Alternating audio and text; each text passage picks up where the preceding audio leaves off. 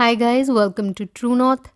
मेरा नाम है Anahat Kalsi and today is the 30th of March 2024। आज के लेक्चर में हम कवर करेंगे आज के दिन के करंट अफेयर्स।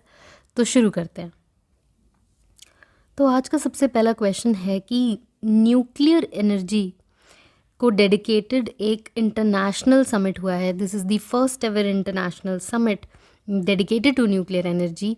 ये जो है कहाँ पे हुआ, वेयर वॉज इट हेल्ड, कौन से यूरोपियन सिटी में? तो आंसर है इसका ऑप्शन बी, ये हुआ बेल्जियम के ब्रसल्स में, जो कि बेल्जियम की कैपिटल है। आगे देखते हैं इसके बारे में।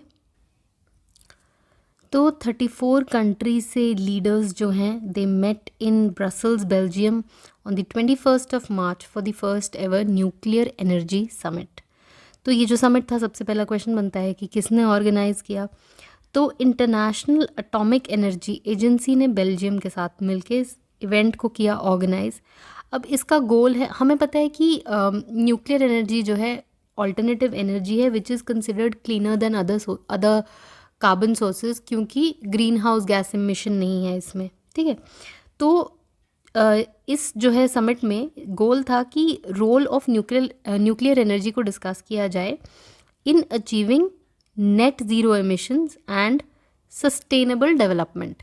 ठीक है, आउटकम इसमें ये निकला कि 32 कंट्रीज़ के रिप्रेजेंटेटिव्स और इंटरनेशनल एटॉमिक एनर्जी एजेंसी के जो डायरेक्टर जनरल हैं, इन्होंने मिलकर एक डेक्लेरेशन साइन किया है रिलेटेड टू न्यूक्लियर एनर्जी। अब इस तरीके का जो डेक्लेरेशन है न्यूक्लियर एनर्जी पे, ये 2023 में भी एक साइन हुआ COP28 में, which is completely separate from this summit, but वो भी जान लेते हैं हम यहाँ पे। तो एक सेपरेट डेक्लेरेशन साइन हुआ जिसमें कि 20 कंट्रीज़ ने साइन किया। तो हमें पता है कि COP28 जो है UAE के दुबई में हुआ और नवंबर-दिसंबर 2023 में ये हुआ था। तो इसमें 20 देशों ने जो है एक डेक्लेरेशन साइन किया कि न्यूक्लियर एनर्जी के इस्तेमाल को बढ़ाया जाए। ठीक है, तो ये एक अलग डेक्लेरेशन था separate from this nuclear energy summit जो हमने अभी देखा। तो आगे चलते हैं। अगला क्वेश्चन देख रहे हैं हम कि भारत सरकार जो है बहुत से प्रोग्राम्स चलाती है टीबी के पेशेंट्स को सपोर्ट करने के लिए। इसी तरीके का एक इनिशिएटिव है निक्षय पोषण योजना। अब इस प्रोग्राम का जो है मेन गोल क्या है? तो आंसर है इसका ऑप्शन बी, ये जो है फाइनेंशियल असिस्टेंस प्रोवाइड करेगा ट्यूबरकुलोसिस के पेशेंट्स को, ताकि उनकी जो न्यूट्रिशनल नीड्स हैं वो मीट हो सकें उनकी ट्रीटमेंट के दौरान। तो देखते हैं इसके बारे में और। निक्षय पोषण योजना, तो गोल तो हमने देख लिया कि फाइनेंशियल असिस्टेंस कितना मिलेगा पर मंथ, जो है 500 रुपये का असिस्टेंस मिलेगा इसमें। ठीक है, न्यूट्रिशनल नीड्स के लिए। अब ये स्कीम जो है part of national health mission है और इसे चला रही है ministry of health and family welfare. तो यहाँ पे ट्यूबरकुलोसिस के बारे में जान लेते हैं कि ये एक बैक्टीरियल डिजीज़ है और वो बैक्टीरिया जो इसे कॉज करता है it is called Mycobacterium tuberculosis. ये एयर के थ्रू स्प्रेड होती है और लंग्स को इफ़ेक्ट करती है। तो ये एक इन्फेक्शियस डिजीज़ है। ठीक है, आगे चलते हैं। नेक्स्ट क्वेश्चन है कि वर्ल्ड का फर्स्ट एवर पहला टेम्पल जिसे कि डिज़ाइन किया गया है ओम की शेप में, वो कहाँ पर लोकेटेड है? तो आंसर है इसका ऑप्शन डी, ये है राजस्थान में। तो इसे देखते हैं। वर्ल्ड का पहला ओम आकार टेम्पल, यहाँ पे आप इमेज में देख सकते हैं, ओम की शेप में बना हुआ है ये। ठीक है, तो इस शेप में बनाया जाने वाला वर्ल्ड का सबसे पहला टेम्पल है। कहाँ पर है ये? राजस्थान के पाली डिस्ट्रिक्ट में एक विलेज है जादन, वहाँ पर है ये। I may have not pronounce that right, Jadan, जो भी इस विलेज का नाम है, however it is pronounced. Architectural style देख लेते हैं। तो ये जो ओम आकार टेम्पल है इट फॉलोज दी नगारा स्टाइल। तो नगारा स्टाइल में हमें पता है कि नॉर्थ इंडियन टेम्पल आर्किटेक्चर जो है नगारा स्टाइल पे बेस्ड होता है। बेसिकली उसमें शिखर्स होते हैं बड़े बड़े और इंट्रिकेट कार्विंग होती है। ठीक है, तो उसी चीज़ को इस टेम्पल में जो है फॉलो किया गया है। अगला क्वेश्चन देख रहे हैं हम कि सबसे पहले देयर इज़ अ फैक्ट कि लास्ट ईयर से लेके अब तक जो है इंडिया के प्राइवेट स्पेस सेक्टर में काफ़ी एक्साइटिंग डेवलपमेंट्स हुई हैं। ठीक है, अब जो है इंडिया का पहला privately designed and developed orbital rocket, यानी कि जो ऑर्बिट में सैटेलाइट्स को लॉन्च कर सके, ऐसा जो है लॉन्च व्हीकल रॉकेट जो है प्राइवेट एक कंपनी ने डिज़ाइन एंड डेवलप किया है। तो क्या है इस रॉकेट का नाम? तो आंसर है इसका ऑप्शन डी, विक्रम-1 रॉकेट है, developed by Skyroot aerospace. Hyderabad based जो है स्टार्टअप है ये स्पेस सेक्टर में, स्काईरूट एरोस्पेस। तो सबसे पहले जानते हैं कि विक्रम-1 रॉकेट क्यों अभी न्यूज़ में है, और फिर हम ये जो हमने बाकी ऑप्शंस यहाँ पर देखे इनके बारे में भी जानेंगे। तो विक्रम-1 रॉकेट जो है, इसका जो इंजन है इस व्हीकल का, उसको जो है सक्सेसफुली टेस्ट फायर किया गया है रिसेंटली। अब विक्रम-1 रॉकेट जो है वो 3 stage solid fuel based rocket है, और इसका जो है सेकंड स्टेज उसको टेस्ट आउट किया गया है। कहाँ पर? श्रीहरिकोटा, आंध्र प्रदेश में ये टेस्ट कैरी आउट किया गया है सक्सेसफुली। अब साथ ही इसमें पहले की जो डेवलपमेंट्स न्यूज़ में रही हैं related to the private space sector in India, वो भी थोड़ा सा रिकैप कर लेते हैं। तो इंडिया का अगर पूछा जाए कि फर्स्ट प्राइवेटली बिल्ट रॉकेट कौन सा था, तो उसका जवाब होगा विक्रम-S। ठीक है, S here stands for sub orbital. तो ये एक रॉकेट है विक्रम-S, अगेन बाय स्काईरूट एरोस्पेस, और इन्होंने स्काईरूट एरोस्पेस ने जो है इसका सब ऑर्बिटल स्पेस लॉन्च किया था नवंबर 2022 में। ठीक है, तो ये था पहला प्राइवेटली बिल्ट रॉकेट। उसके बाद अभी रिसेंटली न्यूज़ में था एक रॉकेट अग्निबाण, तो उसके बारे में भी जान लेते हैं। तो इंडिया का पहला रॉकेट जिसे कि लॉन्च किया गया from a private launch pad, तो वो था अग्निकुल कॉस्मोस का Agnibaan SOrTeD, which stands for sub orbital technology demonstrator. तो इस आर्टिकल में हमने सेवरल इंस्टेंसेस पे सुन लिया ऑर्बिटल और सब ऑर्बिटल, तो छोटा सा डिफरेंस है इनमें, इनको समझ लेते हैं। तो बेसिकली जो व्हीकल की स्पेसक्राफ्ट की वेलोसिटी है उसका डिफरेंस है। तो ऑर्बिटल में जो है फास्टर रहेगी और सब ऑर्बिटल में जो है कंपैरेटिवली कम रहेगी। तो उससे होगा क्या कि इसमें जो है it will reach orbital velocity, यानी कि वो अर्थ के अराउंड एक ऑर्बिट में स्टेबल वे में सर्कल कर सकता है। ठीक है, जो भी सैटेलाइट यहाँ जो भी चीज़ लॉन्च की गई है। ठीक है, सब ऑर्बिटल में क्या है, क्योंकि उसकी it hasn't reached the orbital velocity, यानी कि required velocity to travel in an orbit around the earth उसने नहीं अचीव किया है, उससे नीचे है उसकी वेलोसिटी, तो it will come back to the earth. ठीक है, तो वापस आ जाएगा वो। ठीक है, तो हमने यहाँ पर देखा कि इंडिया के प्राइवेट स्पेस सेक्टर में क्या डेवलपमेंट चल रही है। तो probably in the coming months ये जो विक्रम-1 रॉकेट है इट विल बी लॉन्च्ड। ठीक है, तो तब इसके बारे में और जानेंगे। अभी जो है इसको सक्सेसफुली टेस्ट फायर किया गया है इसके इंजन को। आगे चलते हैं।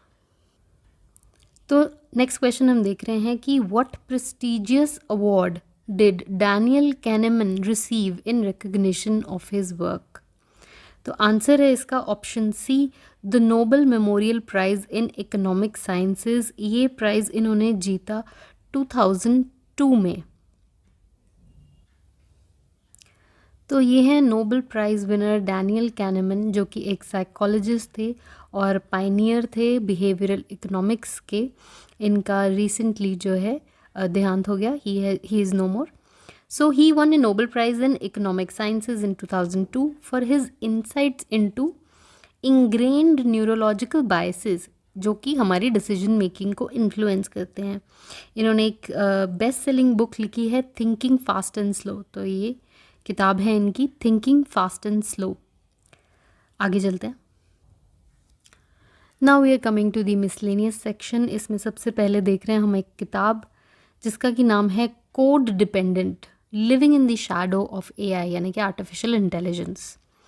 सो ये किताब कोड डिपेंडेंट जो है यहाँ पे आप देख सकते हैं, लिखी है मधुमिता मुर्गिया ने। ये जो है इंडियन ब्रिटिश राइटर हैं और इनकी जो किताब है it has been shortlisted for the inaugural women's prize. Women's prize है एक जो कि जिसका कि फर्स्ट एडिशन अभी होने जा रहा है, और उसमें जो है शॉर्टलिस्ट हुई है इनकी किताब, मधुमिता की किताब कॉल्ड कोड डिपेंडेंट। ये जो किताब है ये एक्सप्लोर करती है the impact of artificial intelligence on the human society. आगे चलते हैं। आगे हम देख रहे हैं कि माइक्रोसॉफ्ट विंडोज़ को जो है अब हेड करेंगे पवन दवुलुरी। ये जो है आईआईटी मद्रास के ग्रेजुएट हैं, यहाँ पे आप इमेज में इन्हें देख सकते हैं। माइक्रोसॉफ्ट विंडोज़ के नए हेड। यहाँ पे हम एक बार रिकैप कर लेते हैं कि माइक्रोसॉफ्ट के करंट चेयरमैन एंड सीईओ कौन है, तो ये हैं सत्य नडेला। ठीक है, नेक्स्ट आर्टिकल पर चल रहे हैं। तो यूएन के special representative of United Nations disaster risk reduction, ये अपॉइंट किया गया है इंडिया के कमल किशोर को। तो कमल किशोर जो हैं करंटली एनडीए में यानी कि नेशनल डिज़ास्टर मैनेजमेंट अथॉरिटी के हेड ऑफ डिपार्टमेंट है, और इन्हें अपॉइंट किया गया है UN assistant secretary general and special representative for the UN disaster risk reduction. ठीक है, यहाँ पर हम जान लेते हैं कि यूनाइटेड नेशंस के करंट सेक्रेटरी जनरल कौन हैं, तो ये हैं पोर्चुगल के एंटोनियो गुटेरेस। तो मिस यूनिवर्स 2024 का जो पैजेंट है वो अभी न्यूज़ में है। तो होगा तो ये मेक्सिको में और इस ईयर सितंबर में, लेकिन अभी करंटली ये न्यूज़ में है बिकॉज 2 डेब्यू कंट्रीज़ जो हैं इस बार पार्टिसिपेट करने वाली हैं। तो Saudi Arabia and Iran are set to take part in the Miss Universe competition for the first ever time. Saudi Arabia की तरफ से जो रिप्रेजेंट करेंगी देश को मिस यूनिवर्स पैजेंट में वो हैं रूमी अल कहतानी। साथ ही हम रिकैप कर लेते हैं कि मिस यूनिवर्स 2023 का जो पैजेंट है वो जीती थी निकरागुआ से शेनिस पेलासियोस। ठीक है, तो अभी हमने देखा कि इस साल के 2024 के मिस यूनिवर्स पैजेंट में सऊदी अरेबिया और ईरान पार्टिसिपेट करेंगे for the very first time. आगे हम देख रहे हैं 2 articles about places in news. तो सबसे पहला है लूना क्रेटर इन द बानी प्लेन्स। तो कहाँ पर है ये है गुजरात के कच्छ रीजन में। तो अभी करंटली ये इन न्यूज़ इसलिए है क्योंकि साइंटिस्ट ने रिवील किया है कि ये जो 1.8 किलोमीटर वाइड क्रेटर है जो this could have been the outcome of an asteroid crash जो कि अर्थ पे क्रैश किया अराउंड 7000 ईयर्स अगो, तो 6905 years ago to be exact. तो यहाँ पे देख रहे हैं हम, ये है गुजरात, ये कच्छ रीजन है और वहाँ पे ये बानी प्लेन्स है जहाँ पर ये लूना क्रेटर प्रेजेंट है। आगे चल, नेक्स्ट हम देख रहे हैं शिंकुनला पास। तो बॉर्डर रोड ऑर्गेनाइजेशन ने रिसेंटली एक ऑल वेदर रोड जो है इस्टेब्लिश की है मनाली और लेह को कनेक्ट करती हुई। तो मनाली से लेह, तो हमें पता है मनाली कहाँ है, एचपी में, हिमाचल प्रदेश में, और लेह है लद्दाख में। ठीक है, तो ये जो रोड बनी है ये एक ही पास को जो है क्रॉस कर रही है जिसका कि नाम है शिंकुनला या फिर शिंगोला। तो ये जो माउंटेन पास है मतलब स्टेट बाउंड्री पे लोकेटेड है, लद्दाख और हिमाचल प्रदेश को कर रहा है कनेक्ट। तो यहाँ पे आप मैप पे भी देख सकते हैं, this is Ladakh, this here is HP, और ये यहाँ पे कनेक्ट कर रहा है। एचपी के लाहौल रीजन को लद्दाख के जस्कर रीजन से कनेक्ट करता है शिंकुनला पास। तो लास्ट आर्टिकल फॉर टुडे हम देख रहे हैं कि पहले इंडियन फुटबॉलर बने हैं जिन्होंने कि 150 से भी ज़्यादा जो है इंटरनेशनल फुटबॉल मैचेस खेले हैं। तो ये हैं सुनील छेत्री जिन्होंने कि ये फीट अचीव की है and is become the 8th player in the world to achieve this. साथ ही यहाँ पे देख लेते हैं कि टॉप ऑफ द लिस्ट कौन है। तो पोर्चुगल के क्रिस्टियानो रोनाल्डो जो हैं he is at the top of the list with 205 international football matches till date. ठीक है, तो चलिए फिर कुछ मॉक क्वेश्चन सॉल्व करते हैं, अपनी आज की नॉलेज को जो है थोड़ा सॉलिडिफाई करते हैं। ठीक है, अगर आप you want to take this test on your own तो आप जो है टेलीग्राम चैनल से पीडीएफ को डाउनलोड करके इसको सॉल्व कर सकते हैं, नहीं तो आप मेरे साथ करिए, विल डू इट जल्दी जल्दी। ठीक है, तो सबसे पहला क्वेश्चन है कि बुक है जो code dependent living in the shadow of AI, इसके ऑथर कौन है? तो ये ऑथर की है मधुमिता मुर्गिया ने, option A. Who is the chairman and CEO of Microsoft? तो ऑप्शन बी सत्य नडेला जो है करंट चेयरमैन और सीईओ हैं माइक्रोसॉफ्ट के। उसके बाद है किसे अपॉइंट किया गया है UN assistant secretary general and special representative of UNDRR? तो ये हैं इंडिया के कमल किशोर, ऑप्शन बी। आगे चलते हैं। फोर्थ क्वेश्चन देख रहे हैं हम, यूनाइटेड नेशंस के करंट सेक्रेटरी जनरल कौन है? आंसर है ऑप्शन बी एंटोनियो गुटेरेस। उसके बाद हम देख रहे हैं कि हिस्टोरिक फर्स्ट सऊदी अरेबिया जो है पहली बार पार्टिसिपेट करेगा मिस यूनिवर्स पैजेंट में। कौन रिप्रेजेंट करेगा नेशन को इस पैजेंट में? तो आंसर है आपका ऑप्शन सी, रूमी अल कहतानी जो है रिप्रेजेंट करेंगी सऊदी अरेबिया को। सिक्स्थ क्वेश्चन है, कौन सी स्टेट में है लूना क्रेटर? तो 1.8 किलोमीटर बड़ा जो क्रेटर है, दिस इज़ इन गुजरात के कच्छ रीजन में प्रेजेंट है। नेक्स्ट क्वेश्चन है, what is the main cause of TB according to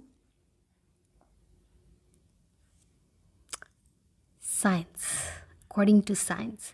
so answer is option B, bacteria called mycobacterium tuberculosis. Next question है, what is the state boundary where Shinku La pass is located? तो ये पास located है लद्दाख और हिमाचल प्रदेश की state boundary पे। उसके बाद हम देख रहे हैं पहले इंडियन फुटबॉलर जिन्होंने कि 150 से भी ज़्यादा इंटरनेशनल फुटबॉल मैचेस में पार्ट लिया, वो कौन बने हैं? तो वो हैं Sunil Chhetri, option A. Next हम देख रहे हैं कि कौन सा architecture style is followed in the construction of the Om Akar temple? Answer है इसका ऑप्शन बी, नगारा स्टाइल, जिसमें कि हमें पता है कि टॉल शिखर्स और इंट्रिकेट कार्विंग होती है। So time to test your knowledge. Here's 2 questions for you from yesterday's lecture. सबसे पहला क्वेश्चन है, who is the author of the autobiography from a car shed to the corner room and beyond? Options हैं आपके S Raman, are के नारायणन, अरुंधति रॉय, चेतन भगत। ठीक है, तो comments में आंसर करके बताएं। दूसरा क्वेश्चन है, who is replacing Atul Karwal as the new chief of NDRF national disaster response force के हेड किसे जो है अपॉइंट किया गया है? ऑप्शंस हैं आपके दिनकर गुप्ता, पीयूष आनंद, राजीव कुमार या फिर बालाजी श्रीवास्तव। तो आप कमेंट्स में आंसर करके बताइए। तो आज का लेक्चर यहाँ पे ख़त्म करते हैं। Thank you so much for watching and you have a wonderful day ahead of you.